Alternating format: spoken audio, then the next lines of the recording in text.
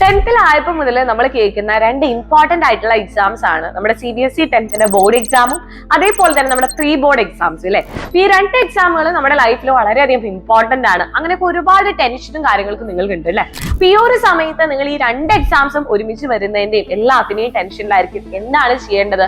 ഒന്നും പഠിച്ചു കഴിഞ്ഞിട്ടില്ല, പ്രീ ബോർഡ് എക്സാമിന് നന്നായിട്ട് പഠിച്ചില്ല എന്നുണ്ടെങ്കിൽ ബോർഡ് എക്സാം കയ്യിൽ നിന്ന് പോവോ, പ്രീ ബോർഡ് എക്സാമിന്റെ മാർക്ക് ബോർഡ് എക്സാമിന് ആഡ് ആവോ, അങ്ങനെ ഒത്തിരി ടെൻഷൻസും കാര്യങ്ങളൊക്കെ നിങ്ങൾക്ക് ഉണ്ടായിരിക്കില്ലേ. അപ്പൊ ഇതിനൊരു ക്ലാരിറ്റി തരാൻ വേണ്ടിയിട്ടാണ് മിസ് വന്നിട്ടുള്ളത്. അപ്പൊ എന്തൊക്കെ കാര്യങ്ങളാണ് നമ്മൾ മെയിൻ ആയിട്ട് ശ്രദ്ധിക്കേണ്ടത്? ഫോർ എക്സാമ്പിൾ, നമുക്ക് എന്തായാലും ബോർഡ് എക്സാമിന് മുന്നേ നടക്കുന്ന എക്സാം ആണ് നമ്മുടെ പ്രീ ബോർഡ് എക്സാം എന്ന് പറയുന്നത് അല്ലെ. അപ്പൊ നമ്മുടെ പേപ്പറിന്റെ ഡിഫിക്കൽട്ടി ലെവൽ നമ്മൾ നോക്കുകയാണെങ്കിൽ പ്രീ ബോർഡ് എക്സാം നമ്മൾ പ്രിപ്പയർ ചെയ്യുന്നത് സ്കൂൾസ് ആണ്. ബോർഡ് എക്സാം എന്ന് പറയുന്നത് നമ്മുടെ CBSE ബോർഡ് ആണ് പ്രിപ്പയർ ചെയ്യുന്നത് അല്ലെ. അപ്പൊ നമ്മുടെ ക്വസ്റ്റ്യൻ പേപ്പറിന്റെ പാറ്റേൺ നോക്കുകയാണെങ്കിലും അതുപോലെ തന്നെ ക്വസ്റ്റ്യൻ പേപ്പറിന്റെ ഡിഫിക്കൽട്ടി ലെവൽ നമ്മൾ നോക്കുകയാണെങ്കിലും പ്രീ ബോർഡ് എക്സാമിന് ഡിഫിക്കൽട്ടി ലെവൽ കുറച്ച് കൂടുതലായിരിക്കും.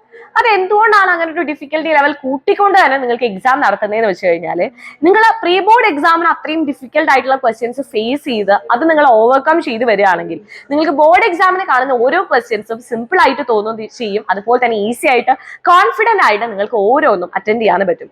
അതെല്ലാം നേരെ തിരിച്ചാണെങ്കിൽ നമുക്ക് എല്ലാവർക്കും അറിയാലോ, ആ സമയത്ത് വളരെയധികം നമ്മൾ ടെൻഷൻ അടിക്കും. അപ്പൊ ആദ്യം തന്നെ നമ്മൾ ടഫ് ക്വസ്റ്റ്യൻസ് ഫേസ് ചെയ്ത് വരികയാണെന്നുണ്ടെങ്കിൽ നമുക്ക് ബോർഡ് എക്സാം കുറച്ചുകൂടി സിമ്പിൾ ആവാനുള്ള സാധ്യത കൂടുതലാണ്. അപ്പൊ അതുകൊണ്ടാണ് നമ്മൾ ആ ഒരു പാറ്റേൺ ഫോളോ ചെയ്യുന്നത്. അതിന് നമുക്ക് ആരെയും കുറ്റം പറയാൻ പറ്റില്ല. അതാണ് ഏറ്റവും പ്രോപ്പർ ആയിട്ടുള്ള വഴി എന്ന് പറയുന്നത് അല്ലെ. അപ്പൊ ആദ്യമേ തന്നെ നമ്മൾ ഇത്തിരി ടഫസ്റ്റ് ആയിട്ടുള്ള ക്വസ്റ്റ്യൻസ് ഒക്കെ പ്രാക്ടീസ് ചെയ്ത് വരുമ്പോൾ നമുക്ക് ലാസ്റ്റ് നമ്മുടെ ബോർഡ് എക്സാം വളരെ സിമ്പിൾ ആയിട്ട് നീറ്റ് ആയിട്ട് എഴുതാനായിട്ട് പറ്റും.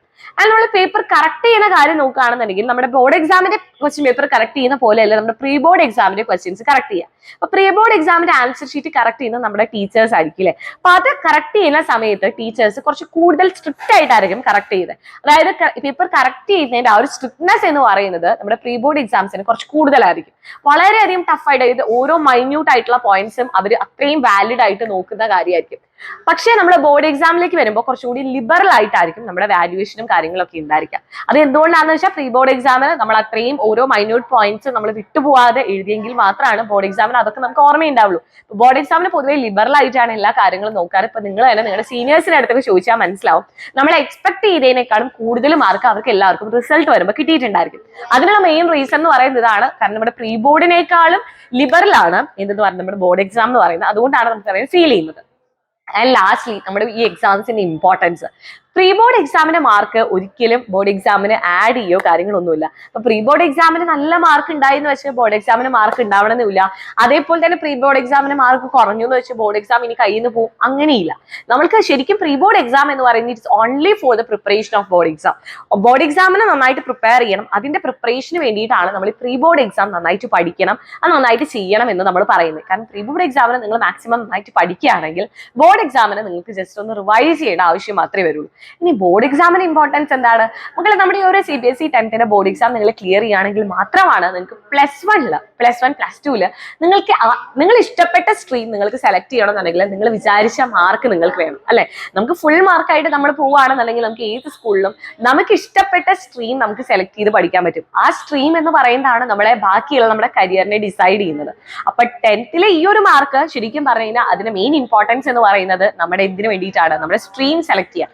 +1, +2 നിങ്ങൾക്ക് എന്ത് പഠിക്കണം എന്ന് ഡിസൈഡ് ചെയ്യുന്നത് ഈ ഒരു മാർക്ക് ആയിരിക്കും. സോ അതുകൊണ്ട് തന്നെ ഇത് വളരെയധികം ഇമ്പോർട്ടന്റ് ആണ്. അപ്പൊ മിസ് ഇങ്ങനെ പറഞ്ഞു, അതായത് പ്രീ ബോർഡ് എക്സാം വലിയ ഇമ്പോർട്ടന്റ് കാര്യങ്ങളൊന്നും അല്ല, അങ്ങനെയല്ല നമ്മൾ പറഞ്ഞ പ്രീ ബോർഡ് എക്സാം എഴുതണ്ട, അങ്ങനെയല്ല. പ്രീ ബോർഡ് എക്സാം എന്ന് പറയുന്നതാണ് നമ്മുടെ ബോർഡ് എക്സാമിന്റെ പ്രിപ്പറേഷൻ എന്ന് പറയുന്നത്. അപ്പൊ പ്രോപ്പർ ആയിട്ട് എന്റെ മക്കൾ എന്ത് ചെയ്യുക? പ്രീ ബോർഡ് എക്സാമിന് വേണ്ടി നന്നായിട്ട് പഠിക്കുക. പ്രീ ബോർഡ് എക്സാമും ബോർഡ് എക്സാമും അതിന്റെ ഹൈ ടെൻഷനിൽ എന്റെ കുട്ടികൾ ഇരിക്കേണ്ട ആവശ്യമൊന്നുമില്ല.